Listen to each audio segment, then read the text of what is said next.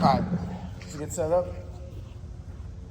So one thing, when I come right here, you do a good job of giving yourself spacing. But one thing, and you have really good hands, so you get away with this a lot. But a couple that have gotten by you over here, this gets in too deep here. Where are you gonna have to go first? Out. You're gonna have to go out, right? Okay. So if it's in this tunnel, right? If it's in between like these two red lines, right in the middle of your body, boom, you're good. We start getting out to that blue and that light blue. Now I can't go here without having to redirect there. Yeah. Now that's why the pocket wants to go back.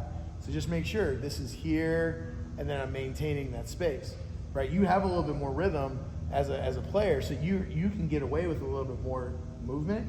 But that's also why this you want to make sure is underneath you from a base, because if it's underneath you from a base, right now you're expanding this middle ground, because that's where you're the most comfortable. Yeah. Right? You like catching the ball, like all of us, in between our shoulders. So how do you make that space bigger? Yeah. Right? And if you're here now, if I get set up and somebody's consistently missing out here, this is just going to help me stay downhill.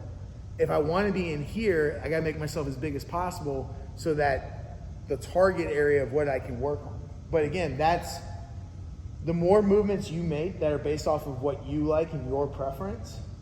The hardest thing about catching is that it has to match up with the arm. Yeah.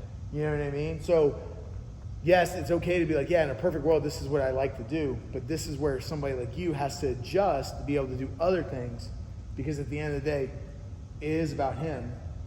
Well, it's about what he does well and how do you maximize what he does well with your different setups.